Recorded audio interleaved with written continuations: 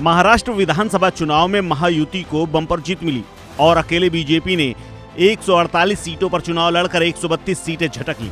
अब बीजेपी नेता देवेंद्र फडणवीस सीएम बन चुके हैं और पहली बार इतनी ज्यादा सीटों के साथ सत्ता में आए हैं कि उनका कॉन्फिडेंस अपने चरम पर है। इसी बीच में खबर है कि उनके संपर्क में शरद पवार की पार्टी एनसीपी के कई सांसद और एमएलए संपर्क में हैं। माना जा रहा है कि वो कभी भी बीजेपी के पाले में जा सकते हैं। इन सांसदों का अपना तर्क है कि प्रदेश में सत्ता बीजेपी की रहने वाली है और केंद्र में भी उनकी ही सरकार है। अगर ऐसे में बीजेपी के साथ वो चले जाएंगे तो उनके लिए क्षेत्र का विकास करना बेहद आसान होगा। आपको बता दें, विधानसभा चुनाव के बाद एनसीपी शरद पवार बेहद कमजोर हो गए। बीजेपी नेताओं का कहना है महाविकास अघाड़ी के कई सांसद और विधायक हमारे संपर्क में हैं। खास तौर पर शरद पवार के सांसद हमारे संपर्क में हैं।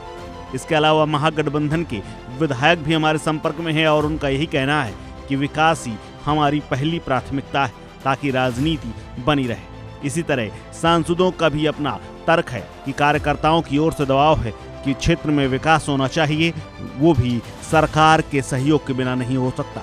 सत्ता के बिना विकास संभव नहीं है। आपको बता दें, नरेंद्र मोदी के नेतृत्व में केंद्र में और फडणवीस के नेतृत्व में महाराष्ट्र में सरकार चल रही है। वहीं एनसीपी नेताओं ने बीजेपी पर हमला बोला है। उनके प्रवक्ता का कहना है कि लोकतंत्र को खत्म करने में जुटी हुई बीजेपी अनैतिक ढंग से सत्ता हथियाने में जुटी हुई। उन्होंने कहा कि यही लोग हैं जो विधायकों को अगवा करके गुवाहाटी ले जाते हैं और ईवीएम तक को छोड़ते नहीं हैं। वो भले ही महाराष्ट्र में बीजेपी के नेतृत्व वाली सरकार मजबूत चाहते हो, लेकिन केंद्र के पास नंबर कम है।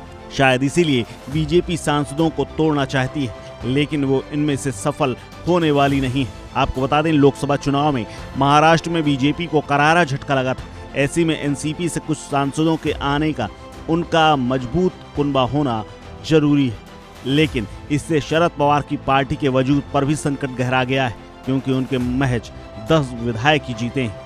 वहीं दूसरी तरफ महाराष्ट्र के मुख्यमंत्री की कुर्सी संभालने के बाद अब देवेंद्र फडणवीस की नजरें अपने मंत्रिमंडल के विस्तार पर है। फडणवीस मुख्यमंत्री पद की शपथ लेने के बाद विधानसभा के विशेष सत्र में भी इस बात के संकेत दे चुके हैं, लेकिन अब माना जा रहा है कि विधानसभा के शीतकालीन सत्र जो कि 16 दिसंबर से नागपुर में शुरू होना है, उसकी तैयारियां भी शुरू हो गई हैं। आपको बता दें कि मंत्रिमंडल के शपथ ग्रहण की पहले तारीख बार आई थी, लेकिन इसी बीच में 14 तारीख भी नई सामने आ चुकी है।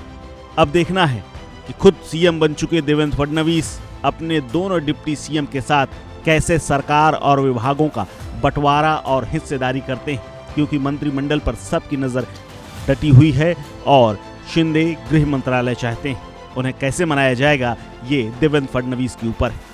इस खबर में फिलहाल इतना ही। अपडेट्स के लिए बने रहिए वन इंडिया हिंदी के साथ।